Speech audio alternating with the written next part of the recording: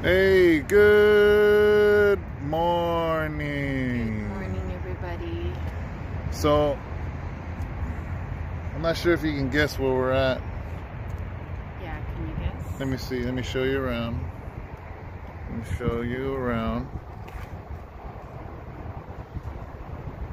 Did you guys figure it out? Did you figure where we're at? So, we're on our way home. And if we don't do a video now, we won't be able to shoot a video for you by the time we get home. Yes. So, why are we out here? Whoa! I almost dropped you guys. That was some fast catching. Yeah, that was a really, really good You gotta catch. talk louder because there's no mic. Oh, okay. Well, the reason why we came out here, it's because I got surprised that my older sister, which I hadn't seen in years, you know, I talked to her here and there, but she came out here for her anniversary. Her husband was surprised for her anniversary, and they sent them here to San Francisco. And the moment I found out that they were coming to San Francisco, I was like, what? I have to see you, you know? You haven't seen her in a few years, since the last time when I took you over there to see her, pretty much, almost. You know, so I had to see her, and we came up here, and she's like, well, why don't you come up here and have dinner with us? And I was like, I'd love to, you know. So we came up here. I had dinner with her, and it was a blessing. You know, when we got here, we didn't even realize, but you know, her company, or his company, actually paid for dinner for all of us. And a really nice restaurant. Really too. Nice dinner, and they. Man, I got nervous because my plate was like $27. That was crazy. I was like, wow. Yeah. It was a blessing, though. I was just so happy to see her, and then of course David. You know, we took them on a little tour here. I was happy to see her.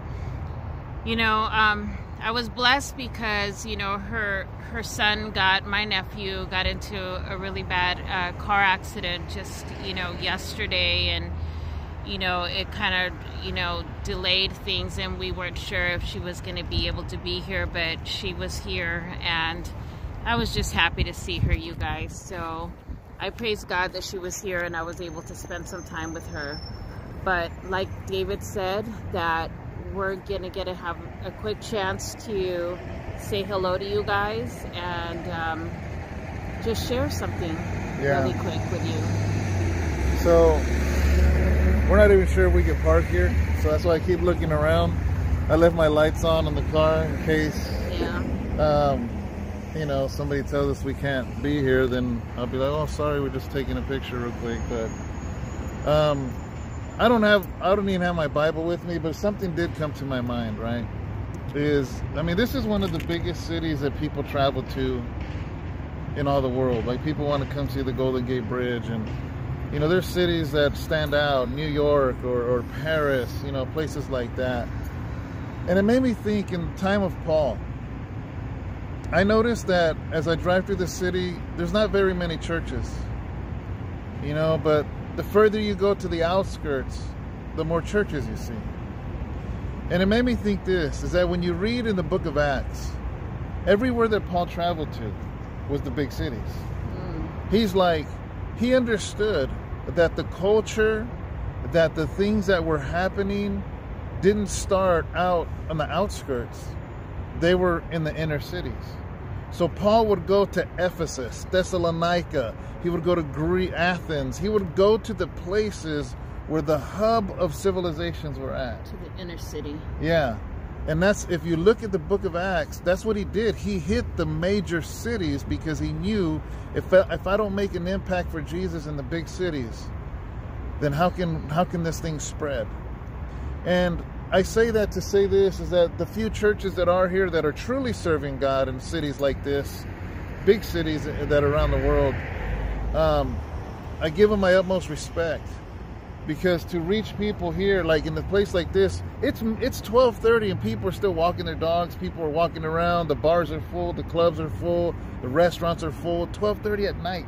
Yeah. There's still traffic out, you know, and it's just like, to be able to reach people for Jesus in a city like this, it's like, for us, like, I'm like, man, this is overwhelming, you know. And this isn't even one of the bigger cities. New York is so much bigger, and Chicago, and, you know, and it's just, it just leads me to think that the church has been pushed outside of the cities, and we have been, maybe we've been pushed, or maybe we've gone ourselves and pushed ourselves out into the outskirts of the city, the outskirts of the place of influence. And I mean, it's just that's what it's making me think of right now. Yeah. Is honestly, it's an honest question to say, have we been pushed out? Well, or did we push ourselves out? It's not so much that we've been pushed out. I think is that we've gotten maybe too comfortable. Yeah. You know, and sometimes when we've become a little bit too comfortable for our own good, we become so comfortable that it's too close for comfort to even get into the inner cities, or we lose that boldness. We just no longer have the same drive, you know.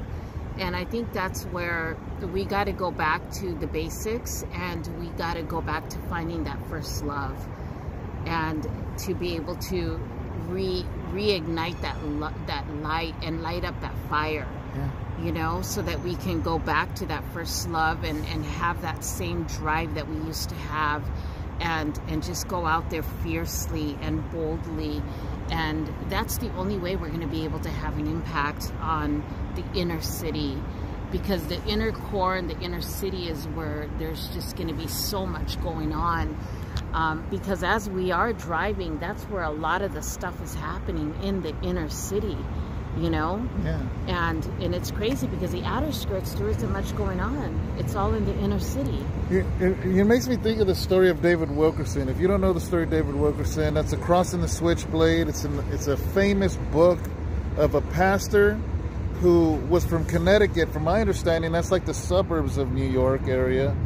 And God told him, I want you to go to the inner cities of New York and reach the gangs. This is a white pastor in the 50s that didn't grow up in that environment, didn't grow up around drug addiction and gangs or any of that stuff.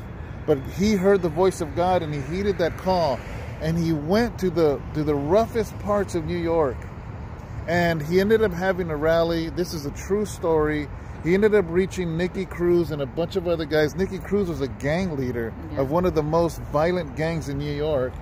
And basically, this man, he went and understood that he had to go where everybody's at. And what he did was he started something that was amazing, that to this day, I mean, he died a few years ago, but even to this day, he ended up pastoring in Manhattan, I believe, in Madison Square Church. And that church is still going to this day in the inner city. He could have easily just been a pastor, been in Connecticut, and on the outer skirts. On the outer skirts, but he chose to go to the very center of it.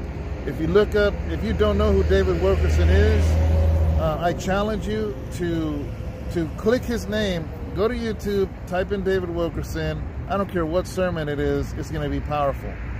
You know, so, you know, man, I give respect, you know, to the people that are in places like this, that are in a place of influence. There's so much culture, there's so much things going on. The technology is right there. I mean, we are in the hub of basically the Silicon Valley. I mean, we're in the home, like Google is literally right there. That's Google, one of the Google buildings.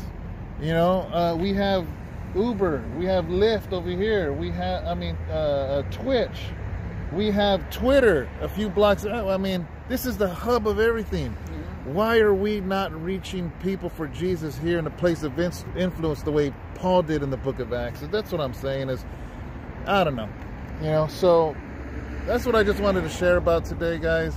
It's not going to be a long devotional. We wanted to put something because we have about an hour to drive home. It's already going to be 1 o'clock in the morning, and that way I can do this and render it on the way home. But we wanted to share something, especially because tomorrow's Friday, and if we didn't do a video tonight, there wouldn't be a video for Friday, there wouldn't be a video for Saturday, or, you know, and then So we didn't want to do that. We wanted to put something out. And we know that Sunday is going to be a very special day because we're Yes. going to have Moses with us. Pastor Don't Moses forget. from Uganda. We are excited to have Uganda! We're excited to have Pastor Moses with us on Sunday, as we're looking forward to it. And don't forget that he is going to be joining us. Beginning on Sunday, he'll be joining us on these devotionals, guys. Yeah. You know, so the next 4 devotionals, he's going to be with us. He's going to be sitting in with us, and I'm excited to have him. I'm sure you guys are excited to have him, to be able to wean off of him, to just be able to just be able to get insight from him and some wisdom, you know, and all of that. And so be looking forward to that. So it's going to be an exciting week coming. Look forward to Sunday's sermon as well. So we love you guys. God bless you. Have a beautiful, beautiful day, and we will see you guys on Sunday. When we started this video, we were actually facing the Bay Bridge. The Bay Bridge is not the famous Golden Gate Bridge, but the Bay Bridge connects San Francisco to Oakland. We're going to have to cross this bridge right now. But it is the bridge, they say, that has the most lights in all the world. The most lit up bridge in the world. Now, I'm going to show you the most lit up bridge in the world. Lift it up so they can see how far it goes. It goes all the way. It goes all the way to Oakland. This bridge, I believe, is 10 miles long. And I don't know if you can tell, but there's actually, they're all LEDs, and there's like designs. Like it right now, there's just lines, and then it'll switch, and it'll look like there's fish. It's crazy. So, anyways, guys, have a good day, a good weekend. The next time we do a devotional, we'll be with Pastor Moses from Uganda.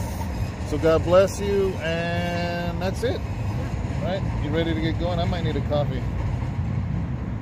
I don't know. I'm wide awake now, but who knows what'll happen after that 10-mile bridge. Bye, guys. Bam.